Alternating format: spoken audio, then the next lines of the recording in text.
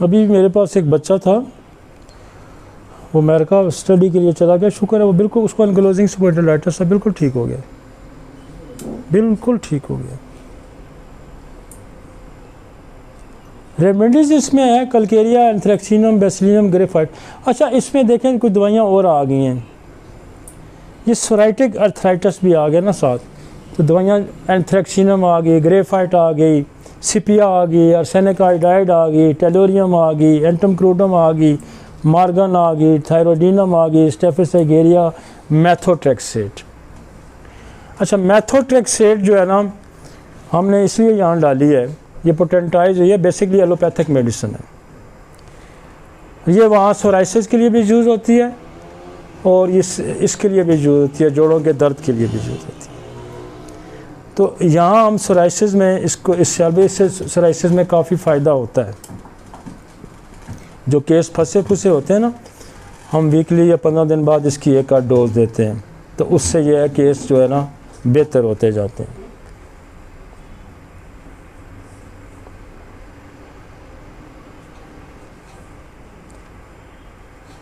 Rheumatoid arthritis,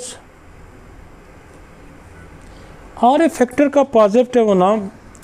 हमारे पास rheumatoid arthritis में जो दवाइयाँ काम करती हैं वो आपकी रूटा है, वो आपकी आर्निका है, वो आपकी लीडम है, वो आर्टिका यूरन है, वो लिथियम कार्ब है।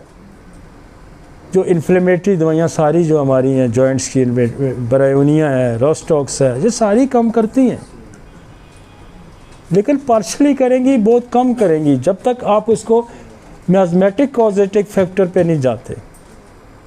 इसलिए मैंने पहले एक बेस सेट की है शुरू में, उससे आपने इधर उधर नहीं होना, जहाँ भी जाएंगे उसको साथ रखना है आपने। चाहे आप डिजनरेशन में जाएंगे, आप इन्फ्लेमेटरी में जाएं, उसको आपने नहीं भूलना, अपनी बेस आपने नहीं छोड़नी। आगे ऑर्गन स्पेसिफिक भी दवाइयाँ आती जाएंगी, उनको साथ लगाते जाएं, उनको साथ लगाते जाएं, लेकिन उस बेस को नहीं छोड़ना, उसको टच करना। आगे चलते हैं।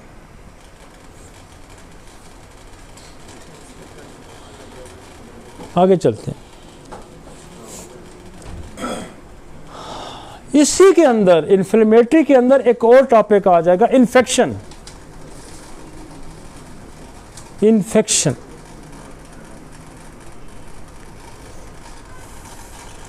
जॉइंट के अंदर मोस्ट कॉमन इन्फेक्शन की जो वजह है वो टीबी। ये मैं भी कह रहा हूँ और मैंने आज से 20 साल पहले भी कहा था, मैं आज भी कह रहा हूँ, लेकिन ये जो ट्यूबरक्लोसिस के एक्सपर्ट हैं वो भी ये कह रहे हैं, और जो रोमेटोलॉजिस्ट हैं वो भी यही कह रहे हैं कि जॉइंट्स के अंदर इन्फ्लेमेशन और जो इन्फेक्शन है उसका सबब बड़ा जो है वो ट्यूबरक्लोसिस है। इसलिए हम जोड़ों के दर्द में ड्रोसा का बहुत ज़्यादा इस्तेमाल करते हैं, हम जोड़ों के दर्द में मेडोरिनम का बहुत ज़्यादा इस्तेमाल करते हैं।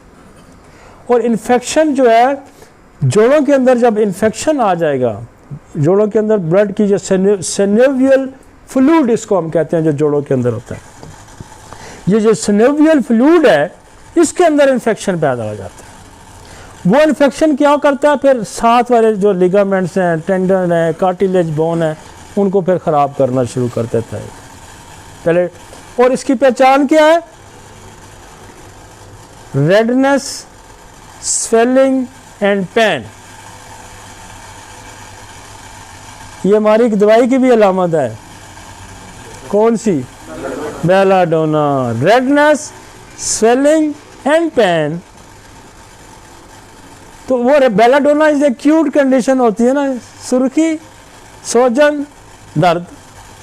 अब इन्फेक्शन होगा तो क्या होगा? सोजन, सुर्खी, जोड़ सूज जाएगा ना, तो इन्फेक्शन होगा तो जोड़ सूज जाएगा, स्वेलिंग हो जाएगी, फिर उस पर सुर्खी भी आ जाएगी कि ब्लड वहाँ रश करेगा। जहाँ बॉडी में कोई मसला होता है ना, ब्लड उधर रश करता है। कोई भी बॉडी के किसी हिस्से में क्रैश आएगा, ब्लड दौड़ेगा उधर। दौड़ेगा तो आगे रोला पड़ा और रोला पड़ जाएगा, स्वेलिंग हो जाएगी, रेडनेस आ जाएगी और फिर साथ पेन स्टार्ट हो जाएगी। तो इन्फेक्शन को फौरन कैसे पहचानना है? सुर्खी, रेडनेस, पेन, स्वेलिंग।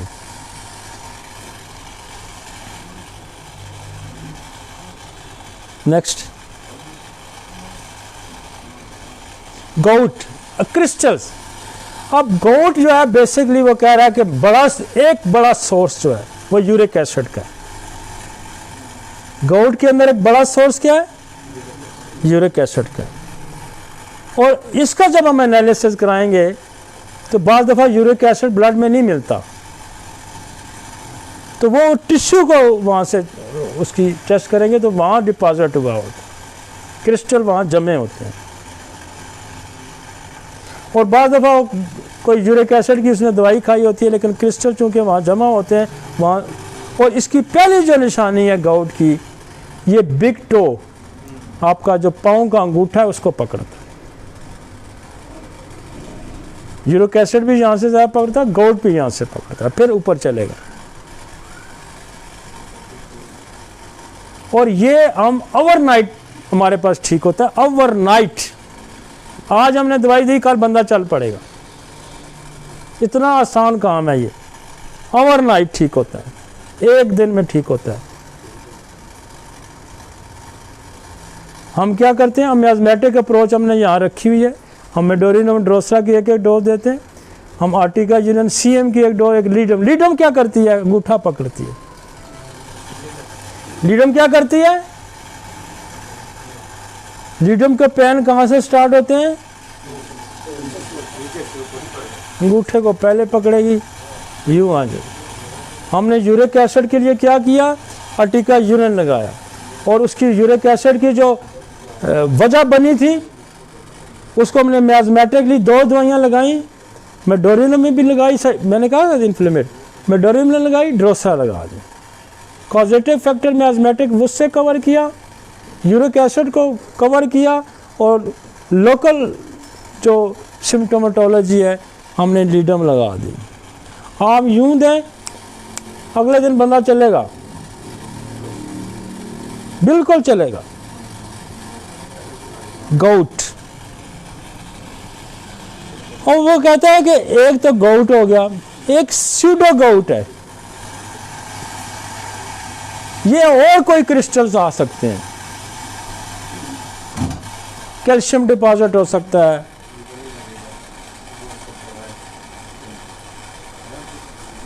जिसमें कोई खराबी है यार।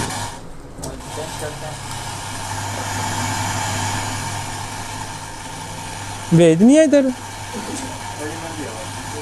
सारा मजा ही करा रहा है।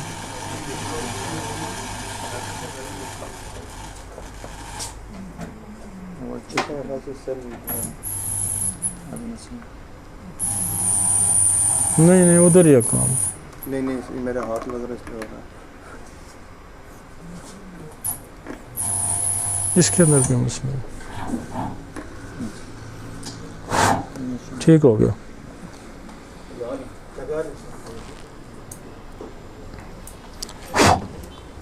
ठीक हो गया।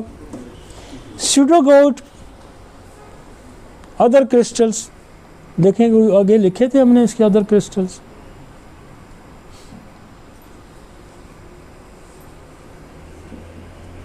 हाँ ये देखें,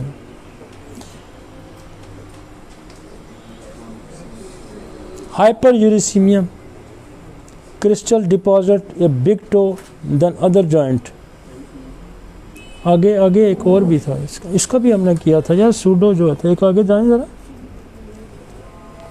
हाँ ये आ गया। Pseudo gout is the type of arthritis that cause spontaneous painful swelling in the joint. It's occur when the crystal form in the synovial fluid, the fluid that lubricates the joint. This lead to inflammation and pain. जो सिनेवियर fluid है basically जब इस पे crystal deposit होते हैं तो क्या होता है कि वहाँ मूवमेंट इसकी रिस्ट्रिक्ट कर देता है, स्पेस ख़त्म हो जाती है, मूवमेंट रिस्ट्रिक्ट हो जाती है। तो ये क्रिस्टल जो कहता है कि इसके आगे कोई और डिटेल दी हुई है शायद इतना, ये crystal other than uric acid के होंगे। वो कैल्शियम डिपॉजिट हो सकता है और वो कुछ और हो सकता है, वो एनालिसिस आपको से पता चलेगा कि क्या हो सकता है। नेक्स्ट, ये कॉजेज उसने दे, हाइपोथायराइडिज्म। हाइपरथायराइडिज्म, थायराइड ग्लैंड की खराबी जो है उसकी वजह से आपका जो कैल्शियम का निज़ाम है वो ख़राब हो जाता है, तो कैल्शियम डिपॉजिट ज़्यादा होना शुरू हो जाएगा, वो कैल्शियम के क्रिस्टल ज़्यादा हो जाए। अब इसमें जो आपका पैराथायराइड सिस्टम है वो भी कैल्शियम को कंट्रोल करता है। अब पैराथायराइड का अगर आप टेस्ट कराएंगे तो वो भी हाइपर हुआ होगा, उसकी नॉर्मल रेंज अगर 6 है तो वो 200 100 इस तरह पहुंचा होगा। तो काउंटर एनालिसिस क्या करेंगे, पैराथायराइड ग्लैंड का फंक्शन टेस्ट करा लें और थायराइड ग्लैंड का फंक्शन टेस्ट करा लें। तो हाइपर कैल्शियम, कैल्शियम नीचे आ गया ना, हाइपर कैल्शियम, ये इन दोनों की वजह से भी हो सकता है। तो ऐसे जिनका गाउट आपको यूरिक एसिड वाला नहीं मिलता तो आप उसके 2 टेस्ट रिक्वायर कर दें कि थायराइड की खराबी तो नहीं है और कहीं पैराथायराइड की खराबी तो नहीं। पैराथायराइड टोटली कैल्शियम को कंट्रोलिंग अथॉरिटी है पैराथायराइड ग्लैंड, तो और आसान हो जाएगा। फिर मैग्नीशियम डेफिशिएंसी आ जाती है, ये उसके ब्लड एनालिसिस में आ जाएगा। तो ये 2 टेस्ट आप करवा के फिर हम इस पे पैराथायराइड की दवाई दे देंगे और पैराथायराइड की डिस्टर्बेंस के भी कॉजेज होंगे, वो इसी बेस पे हम उसको पैराथायराइडिज्म को इसी बेस पे साइकोट्रिक सिफिलिटिक वो कॉजेज हम जेनेटिक कॉजेज ढूंढ के हम उसको काउंटर करेंगे, वो नॉर्मलाइज होगा तो नीचे गाउट ठीक हो जाएगा। होगी जी।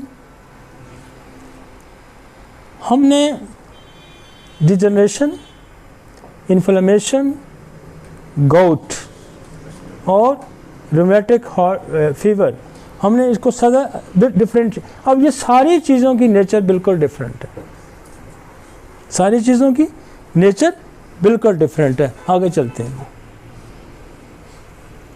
अब मैं ऑर्गन स्पेसिफिक पे अब आ जाता हूँ। ये मैंने आपको एक बेस बना के दी है, ये क्या किया है, ये बेस बनाई है हमने।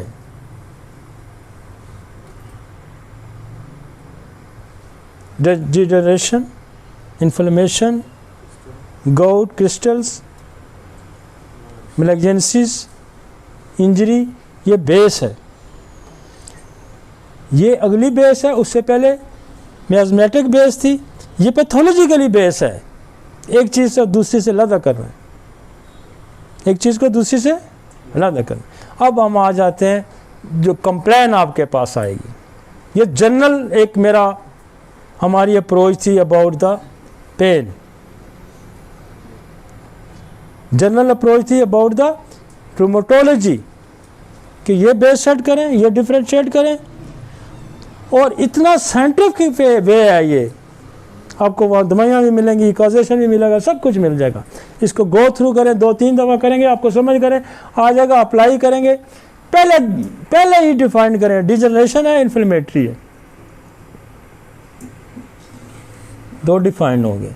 उसके बाद क्रिस्टल्स, उसका आसान सा थंब पकड़ा जाएगा, आगे चलते हैं। और अब आ जाते हैं हम सर्वाइकल्स पे। 7 मोरे हैं इसके, C1, C4, C1 to 3 joint हुए होते हैं, C4, C5, C6। अब मोस्ट कंप्लेन पता है क्या आती है हमारे पास,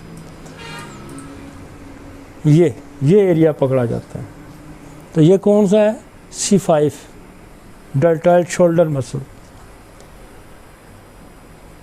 रिस्ट, अब बहुत दफ़ा रिस्ट में पेन आता है, मैं उसको क्या देता हूँ, मैं तो सर्वाइकल का प्रॉब्लम है, मैं कहता फिर इधर होता है, थोड़ा होता है, ये ट्रैवल करके रिस्ट तक आता है, यहाँ से ट्रैवल करेगा, रिस्ट को पकड़ेगा। ट्राइसेप्स, फिंगर्स, इवन फिंगर तक आते हैं पेन्स। तो ये हमने इसलिए आपको कहा कि आप मरीज़ को कहेंगे आपका चौथा मोहरा ख़राब है, आपका डायफ्राम में आ गया, नेक मसल्स के में। अब नेक्स्ट मसल से हम शुरू करते हैं। अब ये मसल जो ऊपरा यहाँ गुद्दी में ये दर्द होता है, पहला दर्द, दिस इज द जलसीमी, ये पहला दर्द। फिर ये 3 मोहरों का नीचे दर्द, कोकुलस। अब इसके नीचे काम जो है ना, आपका जो है ना डायफ्राम में ये दर्द आएगा, बहुत कम चांसेस होते हैं। अब ये पेन शोल्डर्स में आ जाएगा, ये पेन बाजुओं में आ जाएगा। यहाँ मोस्ट कॉमन डिजनरेटिव चेंजेस हैं, मोस्ट कॉमन। और यहाँ क्या बनता है, ऑस्टियोफाइट बनते हैं। यहाँ क्या बनता है, ऑस्टियोफाइट बनते हैं। नोकें, हड्डी कमज़ोर होती है, नोक निकलती है, नोक निकलती है तो नर्व को कंप्रेस करेगी, दर्द यूँ आएगा। और डिजनरेटिव डिस्ट्रक्टिव सबसे बड़ी दवाई सिफलिनियम है, ये बेस है आपकी सिफलिनियम। सेकंड पे हम चॉइस पे जाएंगे ड्रोसरा पे, पहले हम सिफलिनियम पे जाएंगे, सेकंड चॉइस हमारे पास ड्रोसरा होगी। और इन दोनों को हेल्प करेगी ऑरामेट। ऑरामेट हड्डियों की जान है। तीसरी दवाई जो डिजनरेशन की, 2 दवाइयाँ आगे फिर शॉक अलग हो जाएंगी, एक फास्फोरस है और एक सिलेशिया है। इसको हम डिफ्रेंशिएट यहाँ करेंगे कॉन्स्टिट्यूशनली मोडेलिटी पे, एक को सर्दी ज़्यादा लगती है, एक को गर्मी ज़्यादा लगती है। तो हम आगे क्या करेंगे, फास्फोरस को ऐड करेंगे या सिलेशिया को ऐड करेंगे। तीसरी टोटली पैथोलॉजिकली चेंज पे मेडिसिन आ जाती है, वो है कैलकेरिया फ्लोर। और ये कभी भी फेल नहीं होता, बहुत कम चांसेस होते हैं कि इसके फेल होने के। और मैं आया सर्वाइकल, मैंने बस लिखने में जो टाइम लगता है, लिखने में टाइम लगता है। कहते हैं ना कैसे लिखता है, इसके पीछे कितनी स्ट्रगल है, कितनी मेहनत है, कैसे लिखता है, ऐसे तो नहीं लिखता ना। ये कभी बहुत कम चांसेस होते हैं इसके। फिर हमारे पास 2 बड़ी दवाइयाँ और यहाँ काम करती हैं और वो बहुत अच्छा करती हैं। एक है मैग्नीशिया फास और एक है हाइपेरिकम। मैं 5-6 डोजेस बना के दे देता हूँ। जब दर्द होना पहले मैग्नीशिया लो, 5-10 मिनट बाद हाइपेरिकम ले लो, सेटल। फिर हो, फिर एक 2-4 दफ़ा देगा, यहाँ से ट्रैवल करेगा। लेकिन ये आप समझें कि इतने केसेस इसने इस तरह ठीक किए। मुझे उसमें अगर कहीं फेलियर आता है मैं ये कर देता, 6 पुड़ियाँ बना के 3 मैग्नीशिया की दे दी, 3 हाइपेरिकम की दे दी। इसमें एक और दवाई बड़ा अच्छा काम करती है जब ये दर्द फिंगर में आता है, पेरिस क्वाड्रिफोलिया। पेरिस क्वाड्रिफोलिया। और मैं उसको सीएम की एक ही डोज देता हूँ, अगले दिन बंदा कहता है दर्द मेरा ठीक है। और पेरिस क्वाड्रिफोलिया ऑटोइम्यून की भी बड़ी मज़े की दवाई है, ये भी मैं आपको बता दूँ। आप इसको पढ़ेंगे ना तो ये ग्नेशिया के साथ मिलती जुलती दवाई है। ये यूं स्टैटिक फेस होता है, जैसे ग्नेशिया नहीं टिक टिकी बांध के देख रहा होता है, ग्नेशिया टिक टिकी बांध के भी देखता है, ये भी टिक टिकी बांध के देखता है। आपको कभी आपने डिप्रेशन में इसको इस्तेमाल नहीं किया होगा? किया है? नहीं किया होगा, हमने इसको किया है। और ये मज़े की बात है कि ये ग्नेशिया इधर उधर हो जाए ना, पेरिस क्वाड्रिफोलिया टिक के लगती है, इसलिए ये ऑटोइम्यून की भी दवाई है। और मेरे पास कसरत से हम उसको यूज़ करते हैं, कसरत से। जहाँ फिगर्स में पहला फार्मूला फ़र्ज़ करें किसी वजह से मिस हो जाता है, मोस्ट कॉमन तो मैं उसी को देता हूँ। फिर मैं एक डोज वेलेराना की देता हूँ और एक पेरिस क्वाड्रिफोलिया। अगले दिन मरीज कहता है सुकून है जी डॉक्टर साहब। ऐसे नहीं काम चलता भाई, इसके पीछे पूरी साइंस है। ये 4-3 नुस्खे एक या दूसरे लिखने में कितनी देर लगेगी? अगर आपके कंसेप्ट क्लियर है, आपकी अप्रोच क्लियर है, एक से नहीं तीसरा गया। और एक और पैरालाइटिक कंडीशन जब आ जाती है कि वो कहते हैं नम हो रहा है हाथ, वैसे नम सब में होता है। अक्सर कंप्लेन औरतें आके कहती हैं हाथ सुन्न हो रहे हैं, वो पहले सिफलिनम मोरामेट कल्केरिया फ्लोर से सेटल हो जाएंगे। फ़र्ज़ करें केस कोई बीच में से बाहर निकल आता है तो कॉस्टिकम, ये सर्वाइकल में आपका मसला हल मैंने कर दिया। और मोस्ट कॉमन 2 जगह के पेन आते हैं, या सर्वाइकल या लंबर सैक्रल एरिया। मेरे पास एक कस्टम के ऑफिसर आए, उनके साथ उनका बेटा डॉक्टर था, कॉलर पहना हुआ था, हाथ पे वो पहना हुआ था। तो मैंने कहा, रश पड़ा था, मैंने इधर आया, मैं क्या आओ जी इधर बैठे। मैं क्या आपको सर्वाइकल का प्रॉब्लम है, C4-5 में मसला आ रहा है। वो बेटा मुझे उसका यूँ टिक बांध के मुझे देखे, आप कैसे कह सकते हैं। मैं कहा आप टेस्ट करा लें, MRI करा के ले। कहता है MRI तो मेरे पास है। मैं क्या पढ़ो इसको। कहता है आपको कैसे, मैं तो हैरान हूँ, तो तुम्हें कैसे पता चल गया। मैं डॉक्टर हूँ खुद, ये मेरा बाप, मैं अमेरिका से भी इसको घुमा के लाया हूँ। आपने 1 मिनट भी नहीं लगाया। मैंने कहा यार ये भी साइंस है। उसने MRI रिपोर्ट निकाली, वही मोरे प्रेस थे। मुझे कहता क्या होगा। मैं कहा ठीक हो जाएगा। कहते इतना आसानी से। मैं क्या हो जाएगा। और फिर मैंने दिया, अगले 2 हफ्ते बाद मैंने कहा 2 हफ्ते बाद मुझे दिखाना। 2 हफ्ते बाद आया तो परेशान बैठा। मैं क्या सुनाए। वो नहीं मैं बहुत परेशान हूँ जी। मैं क्या यार क्यों परेशान है, क्या ठीक है आप। कहते मैं तो ठीक हूँ। मैं क्या आपको क्या परेशानी है। कहते अमेरिका से हो गया नहीं ठीक हुआ। मैंने कहा यार ये साइंस है एक और।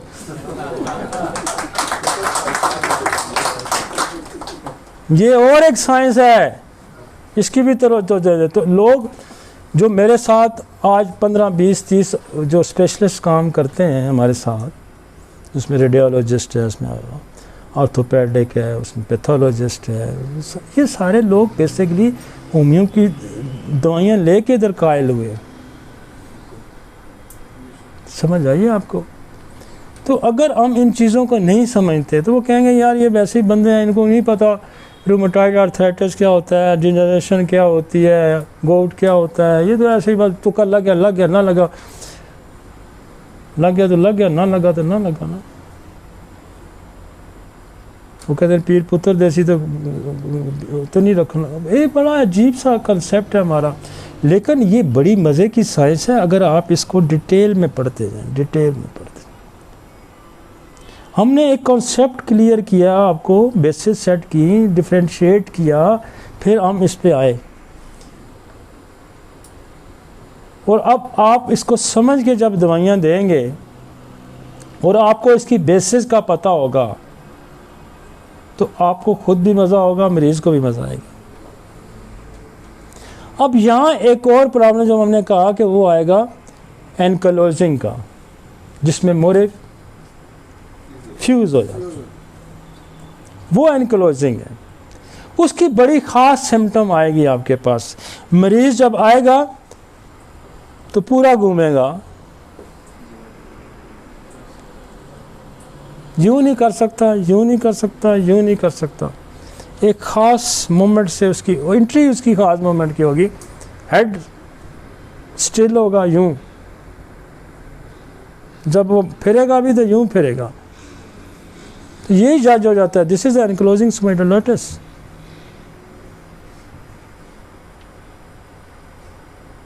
ऑटोइम्यून डिसऑर्डर, और वही कॉज मैंने कहा उसको सेट करें, मियाज़मेटिक को सेट करें। उसमें डिफरेंट मियाज़मेटिक भी आ सकते हैं, मतलब ट्यूबरकुलोसिस भी आ सकता है, सिफिलिस भी आ सकता है, फ्यूज़ साइकोसिस भी हो सकता है फ्यूज़ का। तो वो बेस सेट करके आप ओरोमेड पे आ जाएं, कल्केरिया फ्लोर पे आ जाएं, विग्नेशिया एसिड फॉल कोई कॉज ढूंढ के दें, एनक्लोजिंग स्पाइंडाइलिटिस को। लचक पैदा करने के लिए जो हमारे पास दवाइयाँ हैं वो कल्केरिया फ्लोर है। हमारे पास जो दवाइयाँ हैं वो रस्टॉक्स है, वो रूटा है, वो ब्रायोनिया है, वो काल्चिकम है। ये वो जो दवाइयाँ हैं कि जोड़ों के अंदर जो सख्ती आ जाती है उसके अंदर लचक पैदा करती है। लेकिन ये काम मज़े का नहीं करेंगी जब तक आप वो उस बेस पे नहीं जाएंगे। उस बेस पे जाएंगे। हम आगे चलें,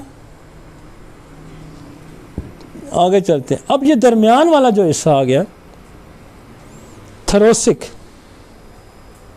आप याद रखें यहाँ बहुत कम कंप्लेन आती है, क्योंकि ये आगे रिब्स के साथ ये हड्डी जो है ना इसको सपोर्ट होती है। ये 12 मोरे यूं रिब्स के साथ जुड़े होते हैं। ये इंजरी होगी, इंजरी ऊपर भी होगी, लेकिन वो ऊपर जो होगी इंजरी में बहुत कॉमनली ये सर्वाइकल एरिया की इंजरी होगी। तो आपने इंजरी की जो बोन्स की मेडिसिन है और नर्व्स की जो मेडिसिन है वो अप्लाई करनी होगी। आर्निका, रूटा, सिम्फाइट्रम। सिम्फाइट्रम बहुत बड़ी दवाई है फ्रैक्चर्स की। फिर यहाँ बहुत बड़ी दवाई है हाइपेरिकम, नर्व साथ कंपाउंड फ्रैक्चर आ जाता है, बोन भी आ जाती है, नर्व भी आ जाती है, मसल भी आ जाता है। तो हम उसको इंजरी पे, और यहाँ 2 प्रॉब्लम्स होंगे, ये याद रखें। जिस एरिया का अगर आ गया ना थोरेसिक एरिया की पेन आ गई, फर्स्ट ट्राई करें इंजरी, सेकेंडली मैलिग्नेंसी है, यहाँ कोई ग्रोथ होगी, जब कैंसर होगा, ट्यूमर, कोई ग्रोथ होगी, मैलिग्नेंसी आ जाएगी। अदरवाइज ये ऐसा मजबूत एरिया, इसको बाकी चीज़ें नहीं तंग करती। रोज़ का कोई चीज़ लगेगी तो ज़रा उसको फ्रैक्चर कर देगी। अदरवाइज डिजनरेशन चेंजेस ऊपर ज़्यादा पकड़ी जाती हैं, नीचे ज़्यादा पकड़ी जाती हैं, क्योंकि जो मोबिलिटी एरिया है ज़्यादा वो पकड़ा जाता है। यहाँ प्रॉब्लम आएगा तो फिर आपको फ़ौरन स्ट्राइक करना चाहिए। अदर इंजरी, अदरवाइज मैलिग्नेंसी, आप फ़ौरन चोट लगी है नहीं, एक्सरे कराया है, इसमें तो मुझे कोई गड़बड़ लगती है, वो रूल्ड आउट हो गया, चोट निकल गई, सेकंड चॉइस आपके पास कितनी मिनट, इतना मिनट डायग्नोसिस बने, MRI है, पता लग जाएगा ट्यूमर पड़ा हुआ है, कोई भी मैलिग्नेंसी है, फ़ौरन स्ट्राइक कर। जो पहले प्रॉब्लम हमने वो उसमें हम बाद में सोचेंगे, पहले हम 2 चीज़ें सोचेंगे। इंजरी है, और इंजरी में, बोन की इंजरी में याद रखें स्टार्ट ड्रोसरा से करेंगे हम, एकदम ड्रोसरा बोन को स्ट्रेंथ प्रोवाइड करेंगे। बड़ी ज़बरदस्त मज़े की दवाई है, बड़ी मज़े की दवाई, मैं कहता हूँ कमाल चीज़ है ड्रोसरा।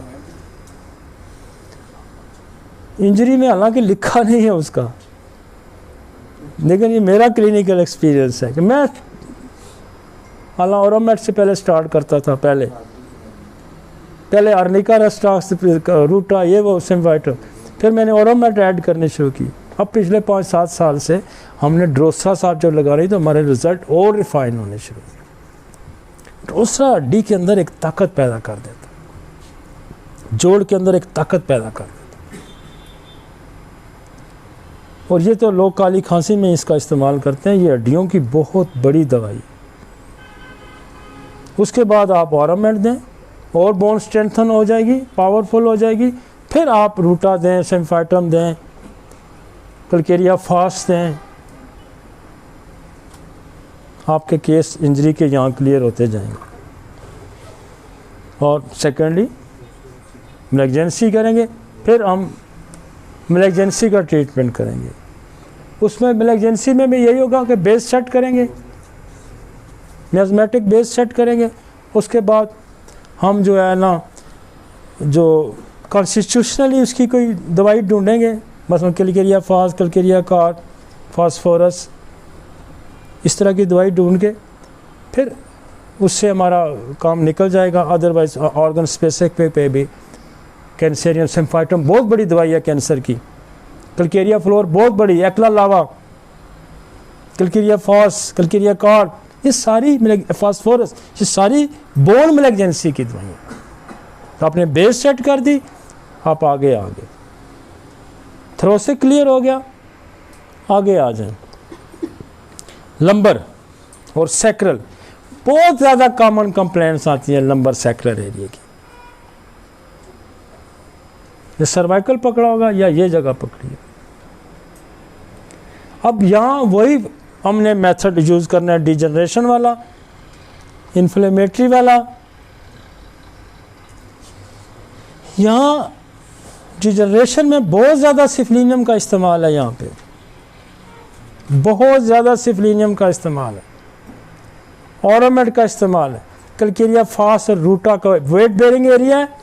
रूटा हम इसलिए इस्तेमाल करते हैं, कैलकेरिया फास, ऑरोमेट, ड्रोसरा, सिफलिनियम हम बोन के अंदर स्ट्रेंथ प्रोवाइड करते हैं, और लिगामेंट के लिए हमें रूटा का इस्तेमाल करते हैं।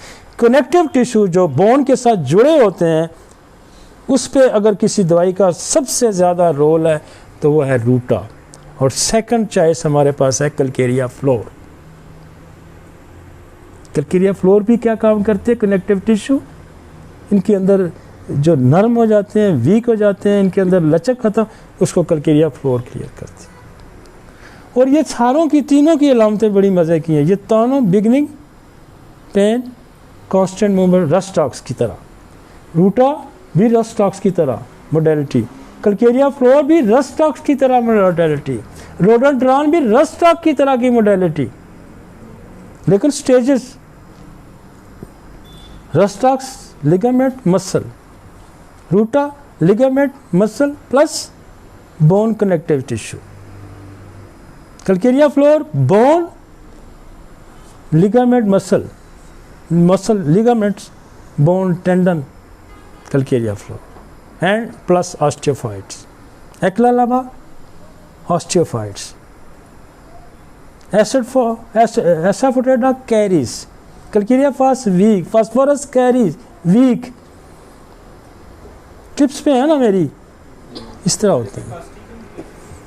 कास्टिकम पैरालिटिक, मसल को खींचेगी, लिगामेंट्स को खींचेगी, वो वीक हो गया, उसके अंदर पैरालिटिक कंडीशन होगी, उसको खींच के सीधा कर देगी। इसमें हम इसका सहारा साथ देते हैं कि मैं कास्टिकम रोज़ाना की एक डोज इसलिए दे देता हूँ कि ये मसल लिगामेंट्स को ज़रा, जो पैरालिटिक कंडीशन आ गई है उसको उठाए, खींचे, अपनी जगह पे स्ट्रेंथ उसको एक अप्लाई करते हैं। और नीचे वाले एरिया में हम ज़्यादातर कास्टिकम को एक सपोर्टिंग मेडिसिन के तौर पे यूज़ करते हैं, ऊपर हम कालीफास को सपोर्टिंग यूज़ करते हैं, ऊपर कालीफास को करते हैं, नीचे कास्टिकम को सपोर्टिंग करते हैं। जी, जहाँ ऑस्टियोफाइट होगी, अगर कैलकेरिया फ्लोर को पहले प्रायोरिटी है, अगर वो नहीं होगी, जहाँ ऑस्टियोफाइट होगा सेकंड चॉइस आपके पास एक्ला लावा की। अब यहाँ शटीका है, ये कॉक्सीडीनिया, जो 3 मोरे लास्ट फ्यूज हुए होते हैं, ये भी बहुत पेन आता है। इसमें मियाज़मेटिक अप्रोच के साथ इंजरी की अप्रोच भी आपने लेनी होगी, और दूसरी दवाइयाँ स्ट्रामोनियम बहुत काशिरम लगता है, दुमची की हड्डी की बेमिसल दवा है। यहाँ एक और दवाई बड़ा अच्छा काम है, काली बाइक्रोमिकम, स्मॉल पॉइंट होता है, उसकी अपनी नेचर है काली बाइक्रोमी, फिर टेल बोन में उसका अच्छा रोल है। फिर इंडिंग नर्व है यहाँ पे आती है, तो यहाँ आइपेरिकम। अब आते हैं हम उस पे शटिक नर्व पे, दिखाएं यार शटिक, ये बहुत कंप्लेन है शटिक की।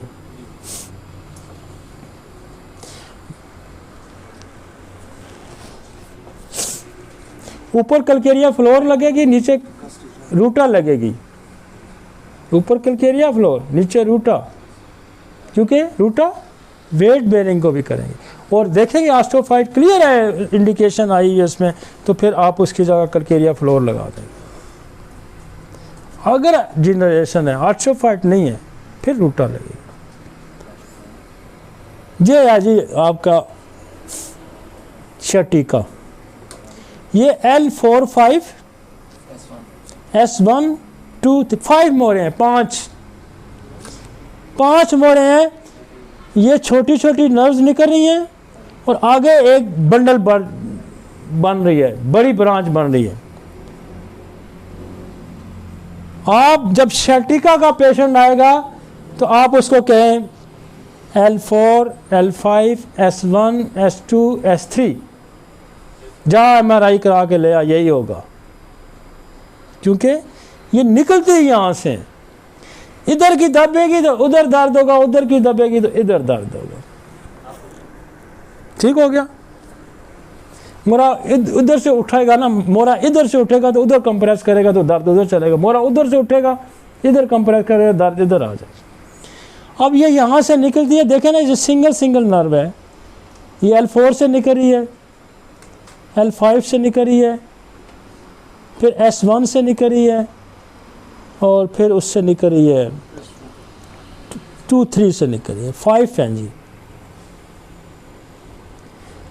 ये दबेगी तो शैटिका होगा। बेसिकली इस नर्व का नाम ही शैटिका नर्व है, इसलिए हम इसको शैटिका कहें, और ये मज़े की होम्योपैथी से ठीक होती है।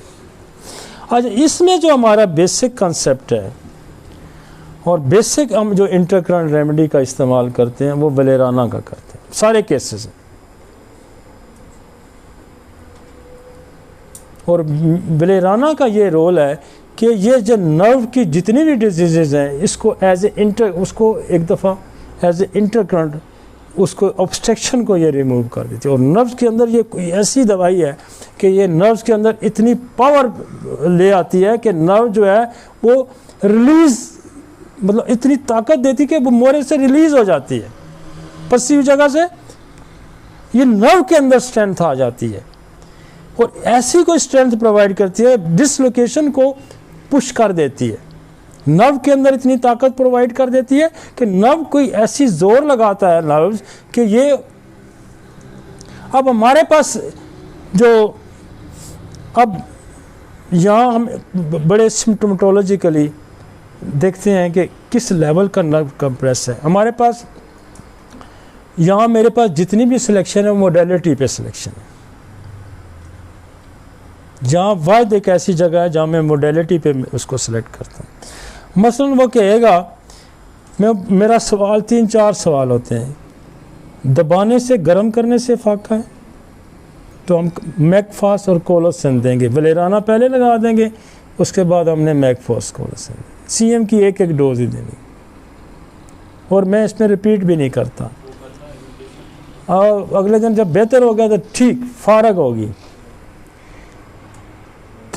उसके बाद हमारे पास यहाँ numbness alternate with the pain, एक ही दवाई अगली काम करेगी, वो है निफाइलम।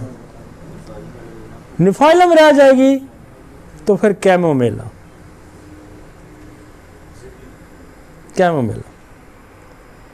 अब अगर हमारे पास एक और अप्रोच है, वो कहता है उठता हूँ तो टांग में दर्द होता है, कांस्टेंट मूवमेंट पे टांग में दर्द होता है, हम क्या करेंगे, वहाँ वलेराना देंगे और हम फिर रस्टॉक्स दे देंगे। ये भी कभी नहीं रहती। मूवमेंट से अगर ज्यादती होती है तो हमारे पास पहली चॉइस है अमोनियम मेयर की। अगर मरीज ये कहता है कि मैं चलता हूँ तो मेरा दर्द बढ़ जाता है और जितना भी फिर मैं रिस्ट्रिक्ट कर देता है, मुझे बैठा देता है, तो अमोनियम मेयर शाज़र नाज़री फेल होती है, वलेराना दे के अमोनियम मेयर दे देंगे। सेकेंडली हम चलता है तो दर्द रिस्ट्रिक्ट कर देता है, तो फिर मैं ब्राउनिया पे जाऊंगा। अगर मेरे पास अमोनियम में रह जाएगी तो फिर मैं कहता हूँ ब्राउनिया भी अच्छा काम करती है। अब मेरे पास एक मरीज़ ऐसा आता है जो कहता है डॉक्टर साहब मैं बैठ ही नहीं सकता। अब बैठ ही नहीं सकता तो हमारे पास दवाई बेसिकली रस्टॉक्स भी है, और अगर रस्टॉक्स भी फेल होती फिर काली कार्ब, और काली कार्ब की एक और हम इसको कंफर्मेशन ले लेते हैं कि क्या डिस्चार्जेस से तकलीफ़ बढ़ जाती है मेंसेस के बाद, after coitus, after discharge, after diarrhoea, अगर तकलीफ़ बढ़ जाए, आफ्टर चाइल्ड बर्थ अगर तकलीफ़ बढ़ जाती है और स्पेसिफिक टाइम भी 3-4 बजे का ले आती है, तो फिर काली कार्ब कभी नहीं रहेगी, कभी नहीं रहती। और ये जो बच्चे जलने वाली औरतों की हैं, जो एक्सेसिव यूज़ ऑफ सेक्स है, इसमें काली कार फिर शटिका नर में नहीं रहती। आप वलेराना दें, और इसके साथ जो कम्प्लीमेंट्री मेडिसिन मेरे पास बहुत ज़्यादा यूज़ होती है वो एसिड नाइट्रिक है। वलेराना में एसिड नाइट्रिक, काली कार में गया, निकल गया। हमारे एक दोस्त हैं डॉक्टर उस्मान साहब, वो 2 दवाइयाँ बहुत यूज़ करते हैं। लेफ़्ट साइड पे वेस्कम और राइट साइड पे वराइट्रम वल्बम।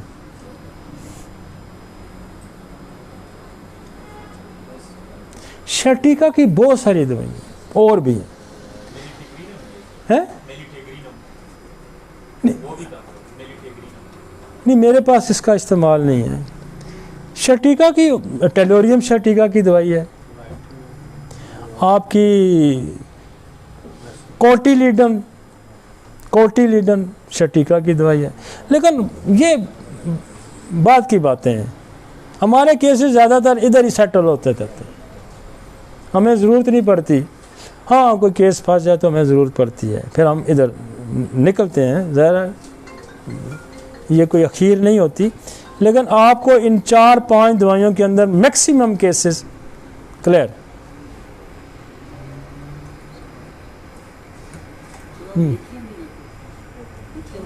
लिथियम में जोड़ों के दर्द में with the uric acid, with the heart cardiac disease के साथ लिथियम कार्ब का इस्तेमाल करेंगे।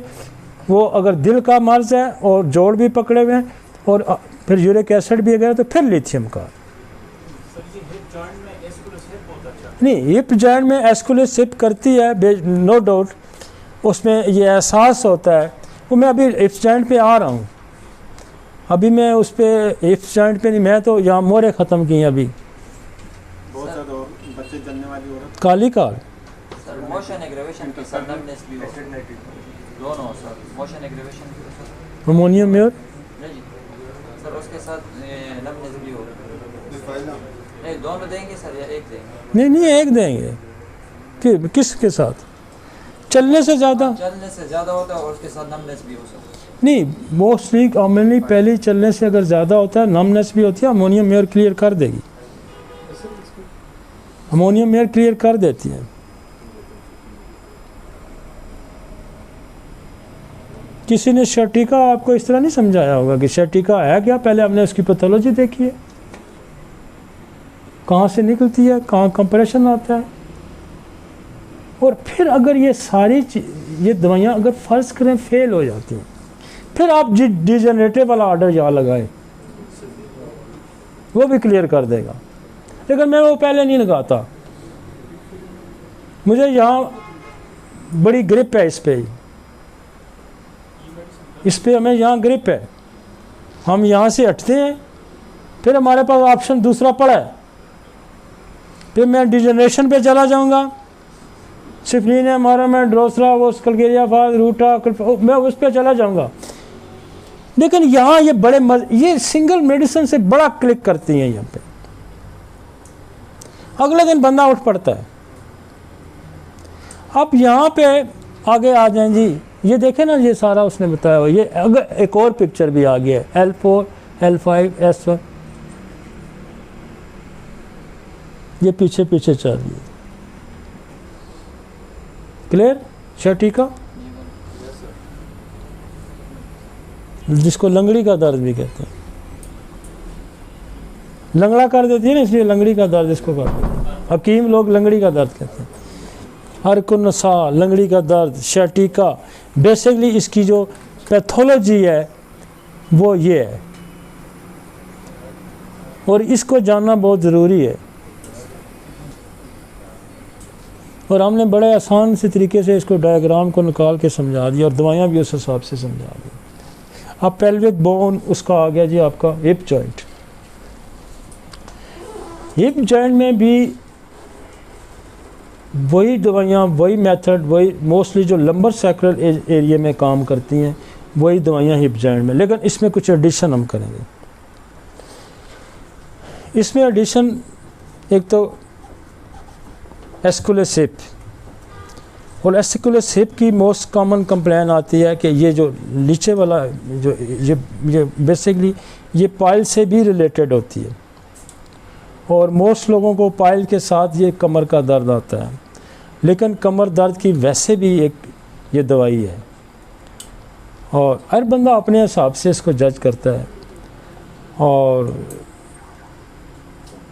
वो मुझे डॉक्टर उस्मान की बात, वो कहता है मैं इसको इस सिम्टम पे जो मरीज़ मुझे कहता है इधर बराव महसूस होता है, बराव महसूस होता है। बेसिकली ये दवाई है वेंस की भी, वेनल सिस्टम की, पाइल्स की भी। तो पाइल्स में हेमोराइड में क्या बेसिकली कहा जाता है कि वो आपका जो वेनल सिस्टम है उसके अंदर ब्लड की हाइपोट्रॉफी हो जाती है वो। तो यहाँ बहुत सारी कंप्लेन उसके साथ रिलेटेड भी आती हैं। यहाँ कोटिलीडन का चुकला जो है वो बिल्कुल कहते हैं ये जो नासूर होता है इसका जो चुकले का, उसको कोटिलीडन ठीक करती है। यहाँ जो आपका ये एक जो फीमर जहाँ जिस हेड में फिक्स होती है ये क्रैक हो जाता है। यूँ फीमर है, यूँ इसका जो रिंग सा होता है उसके अंदर हेड फिट और ये क्रैक हो जाता है। और ये भी हमारे पास सिम्फाइटम है, कल यहाँ भी पेन वो ये पेन बताएगा और मूवमेंट उसकी बिल्कुल रिस्ट्रिक्ट हो जाती है, मूवमेंट उसकी बिल्कुल रिस्ट्रिक्ट हो जाती है। और उसमें फिर हम कैरीज पे हमारे पास फास्फोरस है, लेकिन जिन कॉजेज पे हम जाएंगे, ड्रोसरा सिप्लिन है उस पर जाएंगे। फास्फोरस बहुत बड़ी यहाँ दवाई है। सिम्फाइटम जो अगर उसमें फ्रैक्चर आ जाता है, रूटा है और कलकेरिया फास है। और यहाँ बहुत सारे अक्सर हम जब देखते हैं तो जिस जगह खाई होती है सारी बिल्कुल बोन खाई होती है, नेक्रोसिस आ जाता है, कैरीज हो जाता है। तो फिर यहाँ एसिड फ्लोरिक, फिर यहाँ फास्फोरस, फिर एक और दवाई है अर्जेंटम मेट, स्पेशली इस कैरी की दवाई है, इस नेक्रोसिस की दवाई अर्जेंटम मेट।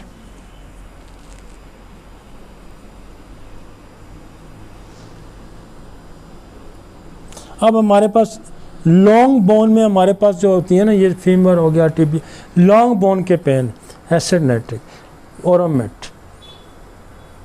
और ये लॉन्ग बोन में एसिड नाइट्रिक बहुत अच्छा काम करती है। और यहाँ ये थाइस का जो पेन है इसमें आपको एक और दवाई बड़ी मज़े की काम करती है, ये इस एरिया में, जिस सिर्फ इस एरिया में, प्लमोमेट। ये एरिया अक्सर लोग कहते हैं यहाँ दर्द है, यहाँ नमनेस है, यहाँ से लेके यहाँ तक प्लमोमेट। फिर कूले में राइट लेफ्ट, कूले में डॉक्टर उस्मान की बड़ी प्रैक्टिस है, वो हाइपेरिकम यहाँ बहुत यूज़ करता है, उसके पास अच्छा काम करती है, आप भी दे सकते हैं। अब आ जाते हैं हम जॉइंट, नी जॉइंट्स पे।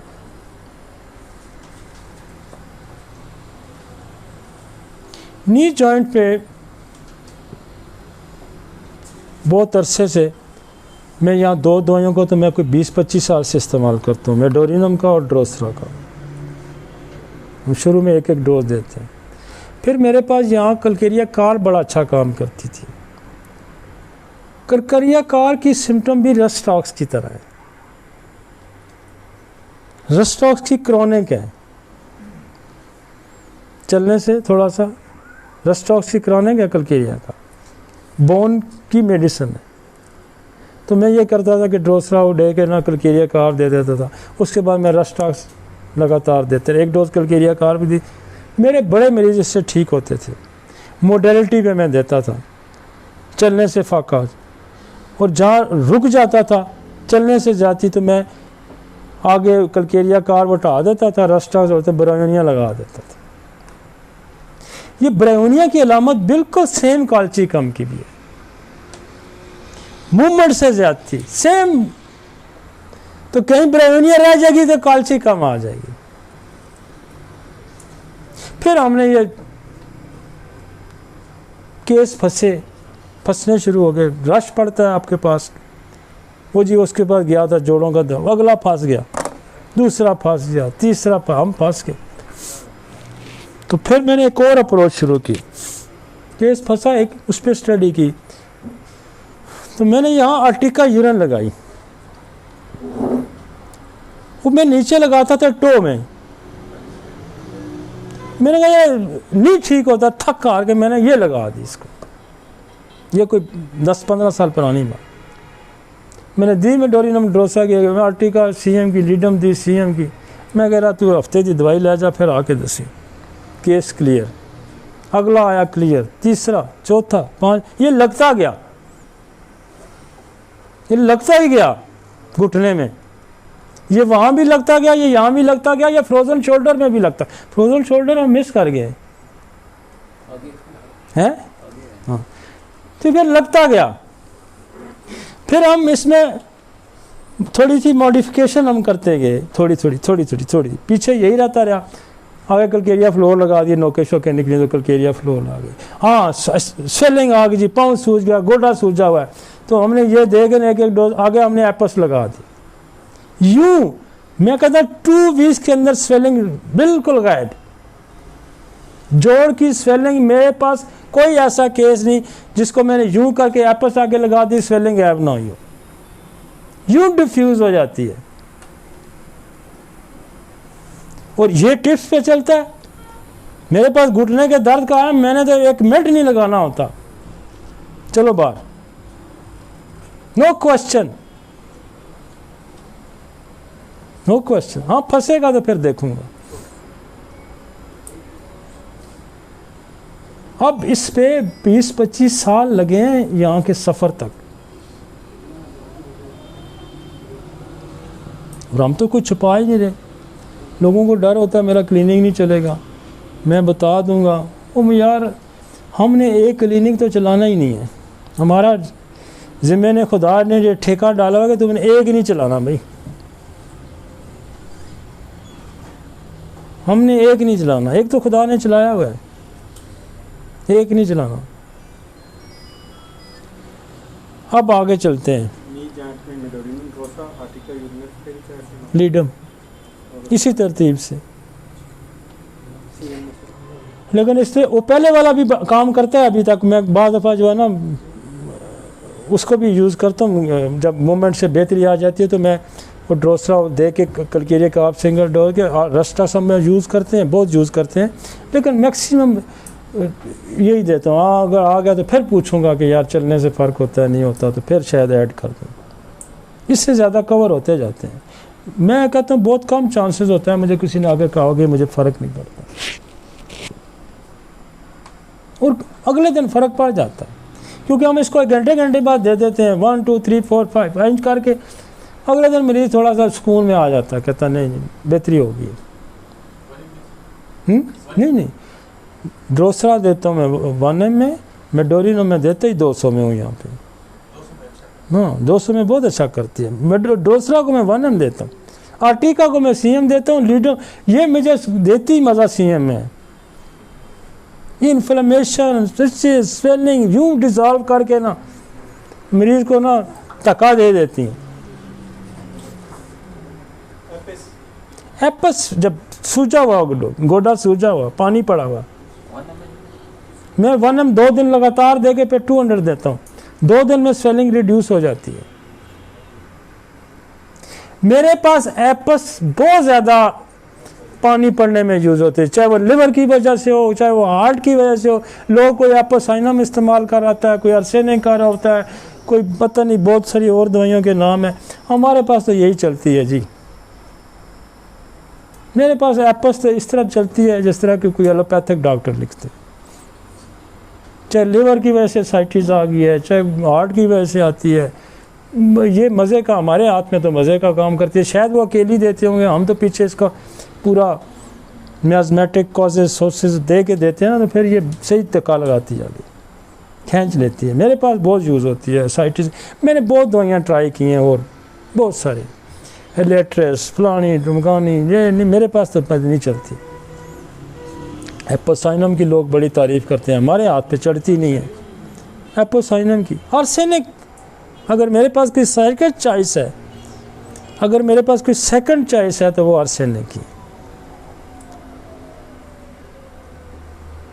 एलेट्रियस है, वो दूसरी, वो क्या नाम है, एक और है, बहुत लोग यूज़ करते हैं मदर टेंशन में। एपोसाइनम बहुत लोग, मेरे पास पता नहीं एपोसाइनम नहीं काम करती। मेरे हथे पे चढ़ी नहीं है। मैं मदर टेंचर 1M CM सारी उठा के परे फेंक दी, मैं नहीं यूज़ करता। आपने मेरे प्रिस्क्रिप्शन में वो एक जगह मेरे पास काम करती है एपोसाइनम, एक जगह, और वो टिक के वहाँ लगती है। जो मेंसेस के दौरान वोमिटिंग होती है, पीरियड्स के दौरान जो उल्टी है ना, उसको बड़े मज़े की रोकती है। और एक ही दवाई लिखी है उसने रेपर्टरी में, एपोसाइनम, वोमिटिंग ड्यूरिंग मेंसेस। मेरे हाथ पे उतर ही बैठी है। ज़्यादा जो मेरी समझ में जितना जो मेरी एक क्लिनिकल प्रैक्टिस है, वो मैं वैसे ही फ्लूकर छोड़ता रहूँ। तो मेरे पास मेरे भाई साहब ना, मेरे पास डिजिटेलस ने इतना अच्छा काम किया, हालांकि वो भी करती है, साइटिस को कम करती है, लिवर और कार्डियक की जो है उसमें काम करती है। लेकिन मुझे इसी ने ज़्यादा, और सेकंड चॉइस पे मैं हो जाता हूँ, और एपस कोई तकलीफ़ भी नहीं मरीज़ को देती। कार्डियक माइग्रेली है, दिल बड़ा हुआ है, साइटिस है, तो हम एपस को देते हैं। मतलब लिवर हार्ट के जो बाकी चीज़ें अलग से लाइक वो दे के एपस दे देते हैं रोज़ाना की। अच्छा, लिवर की सिरोटिक में पानी पड़ा हुआ, तो हम उसमें भी बाकी जो हमारी मेडिसिन हैं उसके साथ हम एपस को एज ए कम्प्लीमेंट्री दे देते हैं, साइटिस कम कर देती है। सबसे अच्छा देखें, अल्टीमेटली फंसता भी है बंदा, लेकिन ये बस आप इसको लिखेंगे तो मैक्सिमम आपको सुकून मिलेगा। एसिटिक एसिड बेसिक कैंसरियन मेडिसिन है। हम पेरिटोनियम कैंसर की बड़ी दवाई है एसिटिक एसिड, हम उसको देते हैं। उसकी खासियत जो है कैंसर में मैं उसको यूज़ करता हूँ, उसकी प्यास जो होती है वो फास्फोरस की तरह होती है, बर्फ़ वाली, लेकिन फास्फोरस से भी ज़्यादा शदीद होती है एसिटिक एसिड का। और एसिटिक एसिड हम पेरिटोनियन कैंसर के लिए ही हम यूज़ करते हैं ज़्यादातर एसिटिक एसिड को। आगे निकलें जी, गोडे से निकलें। गोडा बड़ा बंदे ने, अगर आपने बंदे को 2-4 दिन में चला दिया ना, वाह वाह हो जाती है, रोला पड़ जाता है महल्ले वाला, सीधा ओके खाता तू कि तू खा दिया दवाई, ओ जी हो। रूमेटोलॉजी होम्योपैथी में बड़ी मज़े की है। अगर रूमेटोलॉजी, और शुक्र अल्हम्दुलिल्लाह मेरी इस पे है ग्रिप, मेरा हाथ पड़ता है इस पे रूमेटोलॉजी पे। तो रूमेटोलॉजी बड़ी डीप स्टडी है, हमने इस पे बड़ी डीप स्टडी की हुई है। और मरीज़ आते हैं फंसते, मैंने इस पे मेहनत भी बड़ी किया, नहीं ये दवाई काम करे, नहीं फिर मैज़मेटिक अप्रोच पुरानी बेशुमार हर जगह पे डिफरेंट काम किया है। अब मैं गोडे की तरफ, लेकिन मैं इधर मैं शोल्डर ये रह गया था, बाजू कर लेते हैं ज़रा, फ्रोज़न शोल्डर। अच्छा, यही उठा के इसको फ्रोज़न शोल्डर में ले आए, ये गोडे वाला बिल्कुल उठा के यहाँ ले आए, खुल जाएगा, कभी नहीं रहता। बिल्कुल इसको उठा के इसके साथ कल के लिए फ्लोर 200 TDS कर दें, औरोमेट साथ OD कर दें, ये आपको यहाँ से निकालेगी, निकालता है, बिल्कुल निकालता है, फ्रोज़न शोल्डर को ये निकालती है। अब उसके बाद आपके पास आ गया यहाँ स्कैपुला आ गया। अब स्कैपुला का बहुत कन्फ्यूजन पेन होता है, राइट साइड पे जो होता है वो आप लिवर से रिलेटेड भी वो होता है, चिलिडोनियम है, लाइको है, मैग्म्योर है, कालीकार्ब है, ये सारी स्कैपुलर राइट साइडेड की मेडिसिन है। लेफ्ट पे हमारे पास एक दवाई, इस पे चिनोपोडाई है, चिनोपोडियम है, और लेफ्ट पे चिनोपोडाई है। और यहाँ एक और जो बड़ी हमारे पास लेफ्ट शोल्डर में काम करती है वो है फेरोमेट। फेरोमेट हम 1M की 6 डोजेज बना देते हैं, CM की 1 डोज दे देते हैं। ये लेफ्ट जो स्कैपुला, इस पे बहुत उसका अच्छा काम है। और इससे आगे हम निकलते हैं तो टेनिस एल्बो पे आ जाते हैं।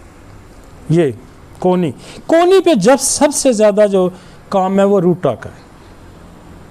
गोरों ने इसका नाम रखा है टेनिस, गोरे टेनिस बहुत खेलते हैं, मैंने भी बड़े अरसा टेनिस खेली है। तो ये जो अपना एल्बो बोन है ना, जो जॉइंट है, ये बहुत पकड़ा जाता है, क्योंकि टेनिस जो होता है ना भारी होता है, और वो ज़ोर लगाते हैं। लेकिन टेनिस एल्बो तो उन्होंने इसका नाम ही टेनिस एल्बो, लेकिन ये बहुत कॉमन औरतों में बहुत ज़्यादा होता है, थोड़ा वेट उठाएं तो ये टेनिस एल्बो हो जाती है। यहाँ हमारे पास जो सबसे एक्सीलेंट कभी फेल नहीं होती वो दवाई वो रूटा है, लेकिन हम इसको ड्रोसा ओरोमेट रूटा करके देते हैं। ड्रोसा हम यहाँ ज़रूर लगाते हैं, फिर ओरोमेट भी स्पोर्टिंग लगाते हैं, फिर रूटा लगाते हैं। कोई केस शाज़र नाजर रहता है। नहीं मैं नहीं देता, मैं देता ही नहीं, मैं बार चलती है ये। आप ये ना जाए तो दाएं बाएं जा सकते हैं, हमें ज़रूरत ही नहीं पड़ती। हाँ हाँ, ये रूटा कभी नाकाम नहीं करेगी आपको। उसके बाद आ जाएं, बस एक चीज़ आपके पास काम कर रही है तो फिर मैं फंसेगा तो मैं सेकंड चॉइस कोई ढूंढूंगा इधर उधर, क्योंकि ये लिगामेंट बोन दोनों के कनेक्टिव टिश्यू पे रूटा का बड़ा रोल है और ये इसका ज़्यादा इस्तेमाल है, कसरत का इस्तेमाल है ना। टेनिस, फुटबॉल, वो क्या नाम आपके, बैडमिंटन, कुछ भी आप खेलते हैं, ये बहुत ही यूज़ होने वाली जगह है। यूं यूं यूं, तो इस पर बहुत ज़ोर लगता है। तो ये बड़ी दवाई है रूटा। और रूटा वैसे भी बहुत बड़ी दवाई है आँखों के मसल में और बेशुमार जगह जो फ्रैक्चर्स में एकदम। अब आगे आ जाते हैं रिस्ट। रिस्ट में पहली दो ही दवाइयाँ यही लगेंगी, ड्रोसा लगेगी, ओरोमेट लगेगी। साइकोट होगा तो आप मेडोरिनम का ऐड कर सकते हैं। ये रिस्ट में पहले हम देते थे रूटा, बहुत ज़्यादा। मैं ये गैंगलेन भी हो जाती है ना यहाँ ऐसे गिल्टी से गैंगलेन बन जाती है, इसमें भी ये डिज़ोल्व करती है। फिर केस फंसने शुरू हो गए, फिर हमने यहाँ एक्टिया स्पाइकाटा शुरू कर दी।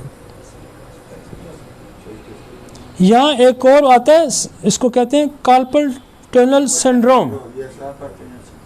वो नर्व कंप्रेस होती है और उसको वो सर्जरी करते हैं, लेकिन बात बनती नहीं है। तो अगर आप इसको करेंगे कार्पल ट्यूनल सिंड्रोम तो मरीज़ ज़रा खुश हो जाता है, कहते हैं डॉक्टर साहब ने कोई मर्ज भी पहचान लिया। ठीक है ना, कार्पल ट्यूनल सिंड्रोम। वो क्या मेरे ओ जी आपको तो कार्पल ट्यूनल सिंड्रोम है। ओ जी अच्छा। ये मैं गया था, उसने भी यही बताया था। तो थोड़ा सा आपकी जो है ना उसमें इजाफा हो जाता है कि यार ये भी पहचानते हैं कि कार्पल ट्यूनल। बेशक आप रिस्क को ही डील करेंगे, लेकिन ये नोट कर दें यहाँ ये होता है कार्पल ट्यूनल सिंड्रोम। और ऑर्थोपेडिक के पास जाएंगे तो आजकल सर बहुत ज़्यादा है। हाँ बहुत है, ये बहुत है, औरतों में बहुत ज़्यादा, मर्दों की निस्बत। औरतें चमचा बहुत लगाती हैं तो उसकी वजह से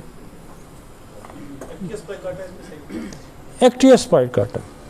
फिर एक्टिया स्पाइकाटा अभी मेरे पास बहुत जल्दी। फिर पिछले दिनों कोई साल पहले की बात है तो डॉक्टर तारा कहने लगा यार मेरे पास यहाँ मैक्रोटीनम बड़ा इस्तेमाल होती है। मैक्रोटीनम MACHROTINUM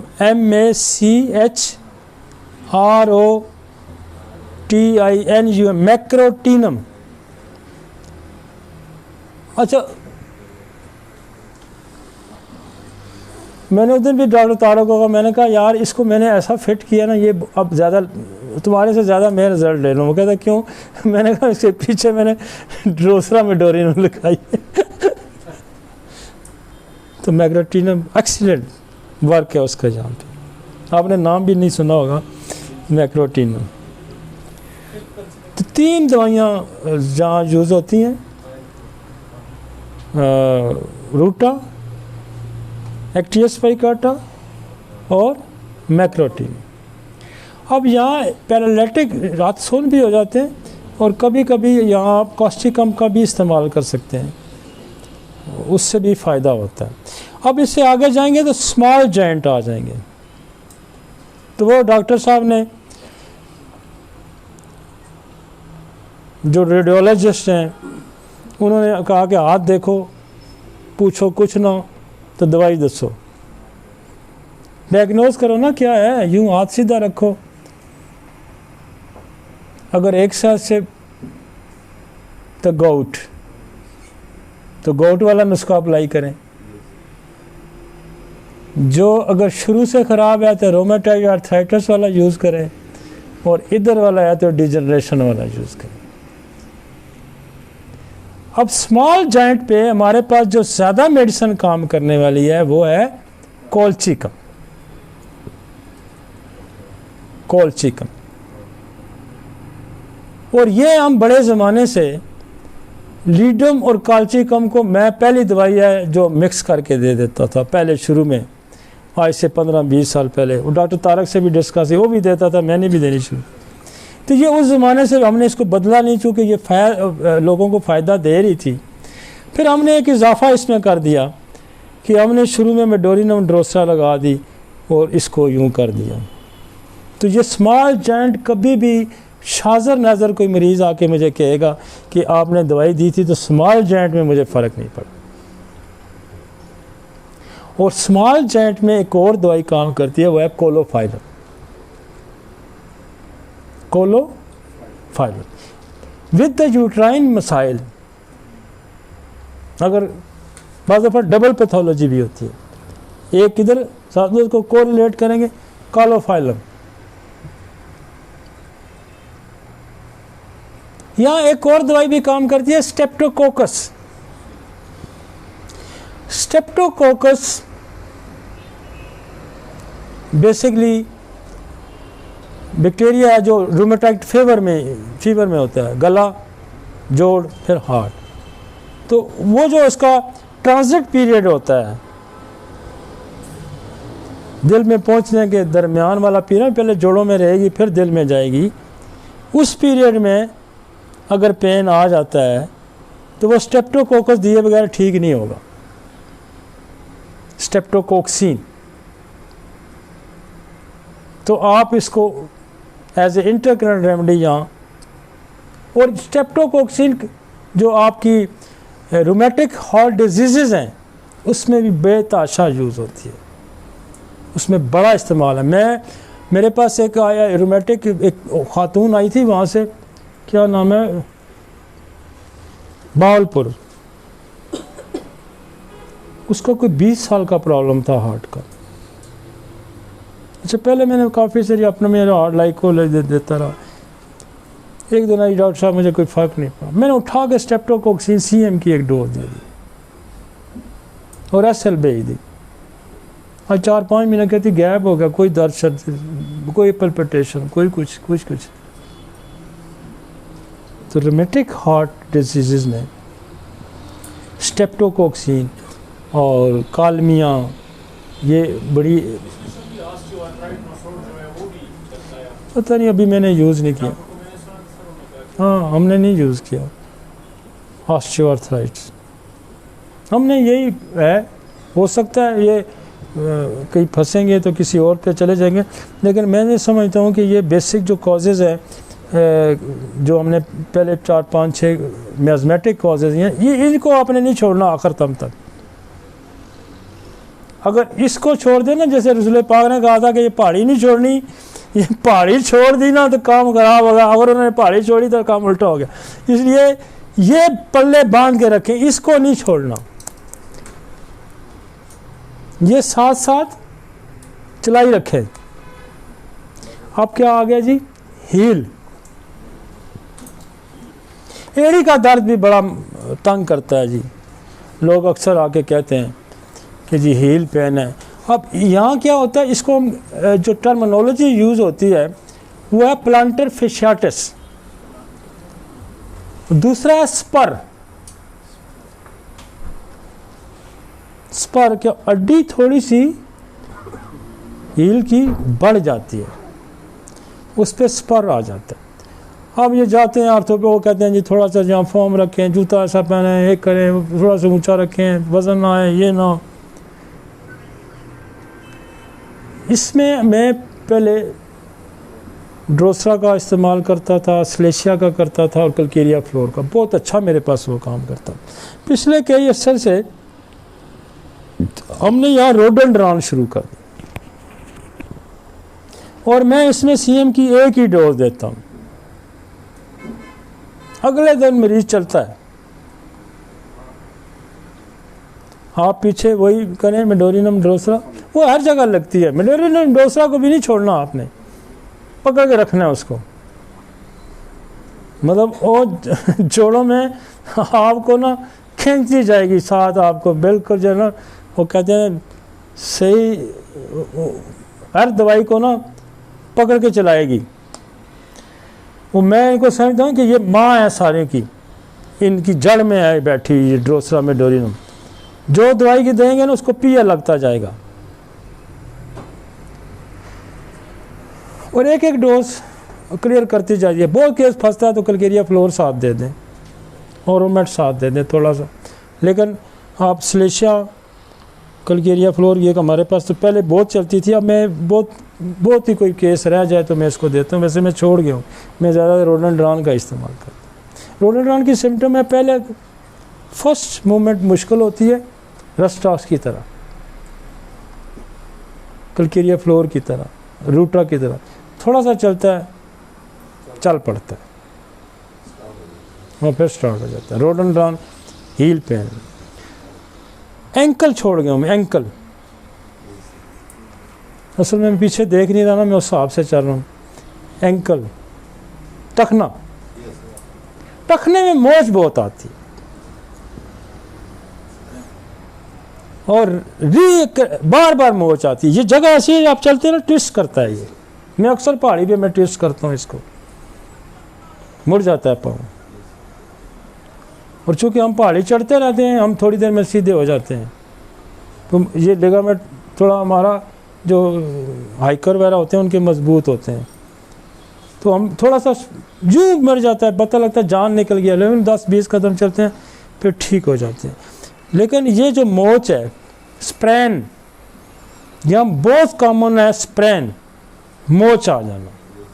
और इसकी एक ही बड़ी दवाई है, वह है नेट्रम कार्ब। और टखने मारती भी है। अक्सर बच्चे चलते हैं ना जो गोडे टखने मारते हैं, इसकी भी नेट्रम कार्ब है। नेट्रम कार्ब भी बड़े मज़े की दवाई है, यहाँ तो बड़ी सही टिक के लगती है। अब क्या करेंगे, आपने ड्रोसरा वो लेनी है और आगे नेट्रम कार्ब लगाना। देखें ये आगे आगे चेंज होती जा रही है, जगह से थोड़ी थोड़ी तब्दीली आ रही है। और हम ज़्यादा ही यही यूज़ करते हैं यहाँ पे, यहाँ नेट्रम कार्ब 1 mg दे के 200 पे देते। रीएक्रेंस ऑफ कहते हैं जी, बार बार मोच होती है, हैप्चुअल मोच हो जाती है, नेट्रम कार्ब ठीक करती है। और यहाँ हैप्चुअल मोच पे एक और दवाई बड़ा अच्छा काम करती है, एग्नस कास्टस। इस जगह एग्नस कास्टस, उसका भी मैं बेटा इस्तेमाल करता हूँ। अदरवाइज रूटा भी बनती है, बेलस्पर्नस भी बनती है, लेकिन ज़्यादातर जो चल रही होती है हम उसी का ज़्यादा जिक्र करते हैं। अब क्या रह गया, तो एग्नस 1 mg 200, 1 mg 200। फिर ज़्यादा चलने पे बढ़ जाएगा तो फिर आप उस तरफ जाएंगे, बड़े उनिया की तरफ जाएंगे, काल्चिकम की तरफ जा सकते हैं। लेकिन मोस्टली यहाँ मसले ज़्यादा कॉमन आपको मिलेगा कि वो चलता है थोड़ा तो बेहतर हो जाता है। लेकिन फिर पैथोलॉजिकली टोटल पैथोलॉजी पर स्पॉट पे हम चले जाएंगे, ये याद रखें। अगर ये रोडोड्रान फेल होती है ना, फिर हम ड्रोसरा ओरोमेट वो दे के स्लेशिया कलकेरिया फ्लोर पे चले जाएंगे ताकि स्पर्म को उठाएं। लेकिन मैं हैरान हूं कि ये रोडोड्रान इतना अच्छा स्पर्म पे काम करती है। रोडोड्रान को मैंने यहाँ रोडोड्रान 2 जगह कभी फेल नहीं होती। एक यहाँ बहुत अच्छा काम करती है, और एक हमारे पास लोग बच्चे आते हैं जी, बादल बरसात दलदल से डरते हैं, और जो ही वो मौसम आता है तो किसी न किसी मसले में मुब्तला हो जाते हैं, तो उनको रोडोड्रान गर्द चमक को मैं कहता हूँ इस पर गोली की तरह लगती है। जो all complaints aggravate in the storm, गर्द चमक में तकलीफ़ात का बढ़ जाना रोडोड्रान का खास है। अच्छा, ये जो नेट्रम कार्ब है ना, एक और जगह बड़ी मज़े की काम करती है। जहाँ पटाखे बजते हैं ना, बच्चा डर जाता है, आवाज़ से चूंकता है, दरवाज़ा खुला चूंकेगा, पटाखा बजा चूंकेगा, डरेगा, वहाँ भी नेट्रम कार्ब है।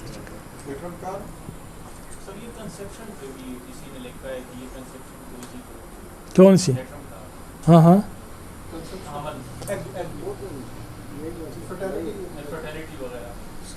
हाँ, वो स्टेरिलिटी में यहाँ के सीमन होल्ड नहीं करती, यूट्रस सीमन होल्ड नहीं करती, उस पर लगती है वाकई सीमन, यूट्रस होल्ड नहीं, कॉस्टस के बाद आफ्टर फॉलन सीमन रिलीज कर देती है, वो सीमन होल्ड करवा देती है। ये बेशक प्रेगनेंसी करवाए ना करवाए ये मैं नहीं कह सकता, मतलब मैं इस पे कोई फतवा नहीं लगा सकता। कुछ लोग दावा करते होंगे, लेकिन मेरा यहाँ दावा नहीं है। मेरे पास केस ठीक हो रहे हैं। नहीं, मेरा ये दावा नहीं है। मेरा ये दावा ज़रूर है कि ये सीमन होल्ड ज़रूर करा देगी। प्रेगनेंसी वाला दावा नहीं, उसके और फैक्टर बहुत से उसके फैक्टर और बड़े सारे। दरवाजे नहीं, टच का बच्चा डरता है ना, नेट्रम कार 201 में दे दें। तो इसमें मेरे पास जो हमारे पास ये वाकई काम करती है नेट्रम कार सीमन होल्ड कराने के लिए, लेकिन इसको मैं नहीं कह सकता कि वाकई प्रेगनेंसी भी करा दे। प्रेगनेंसी कराने वाली सिपिया है। अच्छा, सिपिया के साथ इसका बड़ा मज़ेदार तल्लक भी है। ये उसकी कम्प्लीमेंट्री में मैं इसको सोराइसिस में भी यूज़ करता हूँ नेट्रम कार्ब को। इसकी जो नेट्रम कार्ब की सोराइसिस है वो क्रैक्स वाली सोराइसिस होती है, जैसे पेट्रोलियम की होती है, और ये गर्मियों में इजाफा करती है, वो सर्दियों में इजाफा करती है। दोनों के फ़र्क है, क्योंकि ये गर्मी की दवाई है, सन स्ट्रोक की भी दवाई है। नेट्रम कार्ब सन स्ट्रोक की भी दवाई है। और देखे ना, मैंने इसकी पूरी ग्राफिक पिक्चर आपको दे दी। नेट्रम कार्ब देखे हमारे पे टिप्स पे होती है ना, जब आप यूज़ कर के दिमाग पे बैठी होती हैं, कहाँ सन स्ट्रोक पे लग रही है, कहाँ सोराइसिस में लग रही है, कहाँ एंकल पे लग रही है, कहाँ डरने पे लग रही है।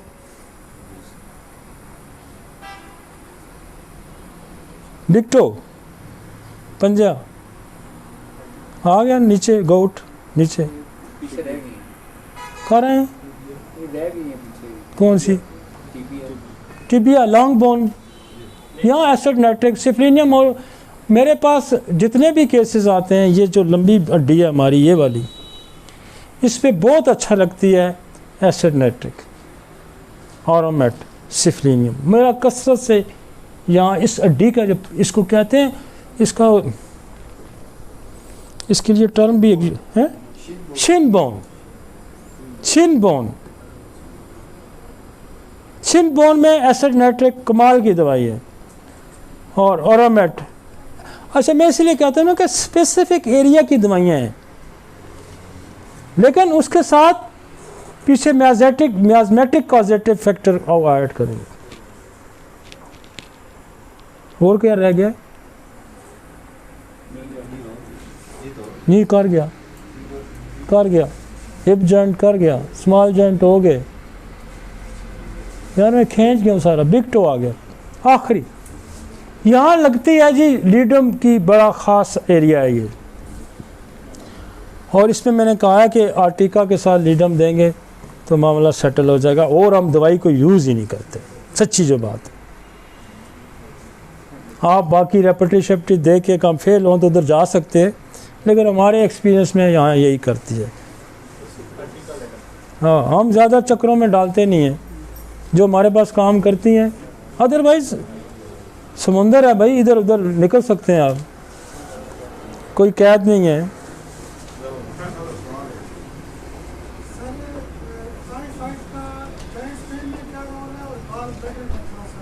मैं गाल ब्लैडर का आपके आने से पहले बता था, कहानी में सुना गया हूँ कि गाल ब्लैडर में इनका सवाल था, वो मैंने बताया कि टाइफाइड का जो बैक्टीरिया है वो जाके, जैसे हमने कहा ना कि sit in the gall bladder,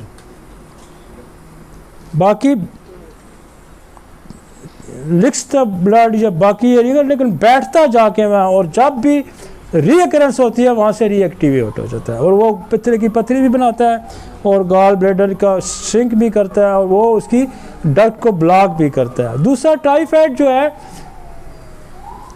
typhoid की अपनी एक कॉम्प्लिकेशन है। बेसिकली टाइफाइड जो है ना, वो जब होता है तो किसी न किसी आर्गन को वीक कर जाता है। आईसाइट वीक कर सकता है, मसल को वीक कर सकता है, बोन को बाल उड़ा देता है। तो ये ज़हन में रखें कि जब कोई वीकनेस का आ जाता है किसी भी ऑर्गन का प्री मेच्योर एजिंग में चला जाता है कोई भी ऑर्गन, तो एक सवाल आपका टाइफाइड पे बनता है, एक सवाल और हमारे पास इसका हल है, लेकिन दूसरी साइंसेस पे के पास नहीं। टाइफाइड का नसोड़ बहुत अच्छा। अब नसोड़ का इस्तेमाल अगर आपके पास कोई सवाल करता है कि यार इतना कसरत से नसोड़ का इस्तेमाल, और भाई हम रिज़ल्ट भी तो प्रोड्यूस करते हैं। दूसरी बात ये, दुनिया में अगर डिजीज़ को रोकने के लिए कोई मेथड यूज़ होता है वायरल और बैक्टीरिया के लिए, तो वो क्या होता है, वैक्सीन का होता है। और वैक्सीन का मेथड क्या है, नसोड़ का मेथड मिलता जुलता है।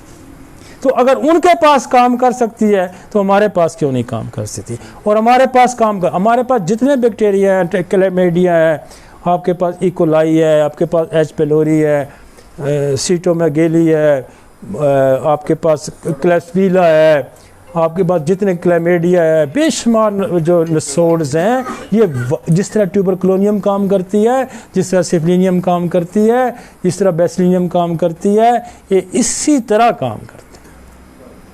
ठीक है जी, एंड दी।